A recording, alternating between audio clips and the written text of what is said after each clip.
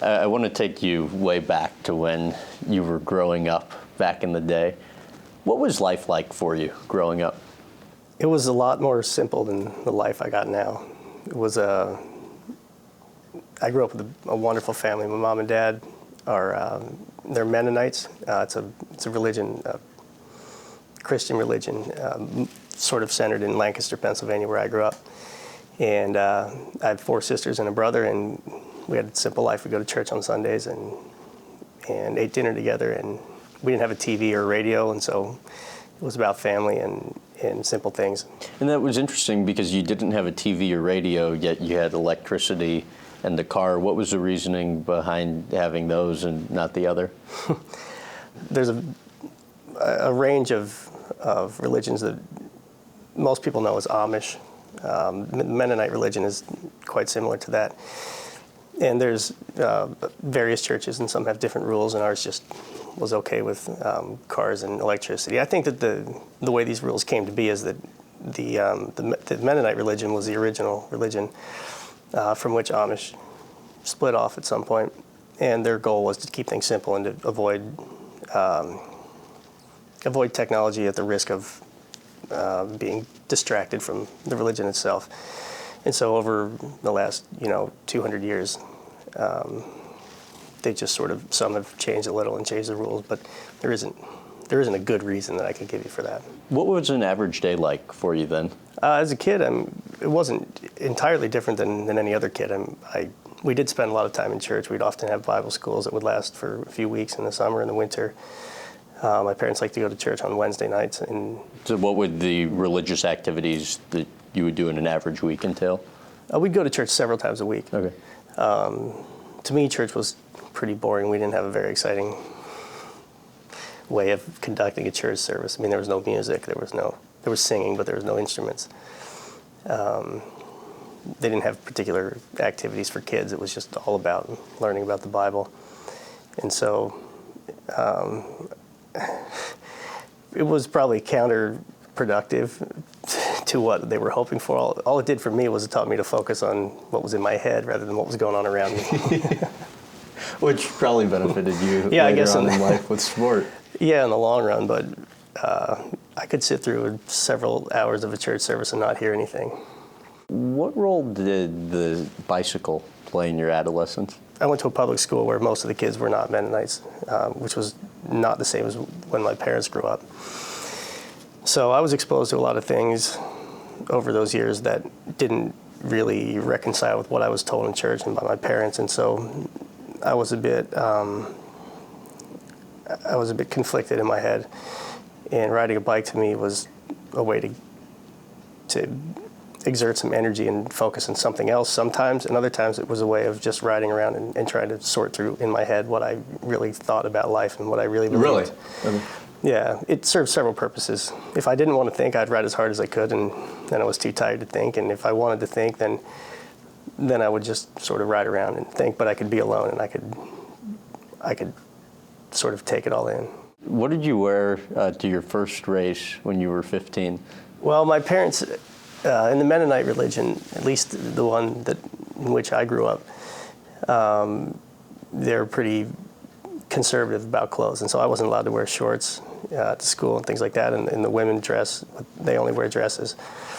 And so the first few mountain bike races I did, I wore sweatpants, which are not functional for bike races at all. I don't recommend it. But it was just a matter of sort of, in some small way, respecting my parents, but eventually I realized you can't race a bike and wear sweatpants. How about gym class? Yeah, I was really asked by my parents not to wear shorts, so I ended up wearing either long jeans or sweatpants in gym class. How much were you teased? A lot. I felt like it was a lot as a kid, and in hindsight, I don't really know if it was excessive. Kids can be mean to each other. It's just the way it is. And I was a little different because I was one of the few Mennonite kids at the school. I mean, out of 1,000 people, probably there was 3 or 4. So to me, I felt singled out, and I felt like I was not really part of it. But how well do you remember what the teases were about? I don't really stop and think about it too much, but it was more just I dressed differently and I thought differently too, because as far as socializing and things like that, I didn't have the same reference points. I didn't have a television. So when kids talked about what they saw on TV, I just couldn't be part of it. So I just sort of felt removed, and I didn't really I didn't put too much energy into trying to fit in. My way of dealing with it was, I'll go home and ride my bike and I'll be all right. Yeah, I know your parents were supportive, very supportive of you to the extent they would take you to races, things of that nature, but I mean, it was pretty clear apparently that they thought you were going to fail and they wanted to get you to find a real job or regular job. So if that was the case, how then do you find the confidence to continue pursuing your dreams? The thing about what they believed in their motivation for telling me to find something else to do was not, it wasn't them trying to say that they didn't believe I would succeed at it. I mean, They had every reason to believe that. In fact, I remember my father telling me many times as a kid that if I really wanted to do something, I could do it, no matter what it was. He was adamant about that, and he was, like I say, I had wonderful parents. I mean, he would never let me say I couldn't do something if I wanted to do it. And they would never discourage me from doing something by saying that I couldn't do it. Their motivation was more one of, they thought it was going to be a source of conflict with the religious beliefs that they had. And also just, they're not sports fans. They're not exposed to that. They don't really care for professional sports, and so for that reason they just thought it was not time well spent, not so much that I couldn't do it. And when you say conflict with the religion, I mean, to what extent did they basically tell you, because based on the religion, that if you kept racing your bike, you were going to go to hell? Well, until I was probably 17 or 18, when I went to a first bike race on Sunday, I never missed a Sunday of church. I mean, they believed 100% that Sunday is a day of rest and you should go to church on Sunday morning, and it didn't matter if you were sick, it didn't matter what came along, you better be there, that's just the way it is. And so for that reason and various others, bicycle racing doesn't really fit with that schedule. I mean, often the bike races, if there's a one-day race, they're often on the Sunday. But you have various races that are weeks long and 3 weeks long, and those races, you really can't be focused on what they believe you should focus on, which is worshiping God and going to church on Sundays. And so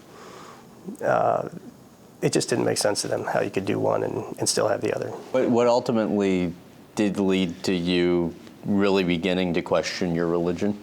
In the big picture, there's 8 billion people in this world, and I realized that they can't, first of all, they don't all believe the same thing, and most of them will never be exposed to it. And so to believe that this is the only right way to live, and that everyone else is wrong and everyone else is going to go to hell, I mean, such an extreme punishment for something that they couldn't otherwise have known, just didn't make any sense to me. And I thought that I needed to spend some time seeing the world for myself and trying to figure out if this was really what I should spend my entire life being obsessed with, which is what, I mean, really I would use that word in the Mennonite religion. That's what it is. Life is all about religion.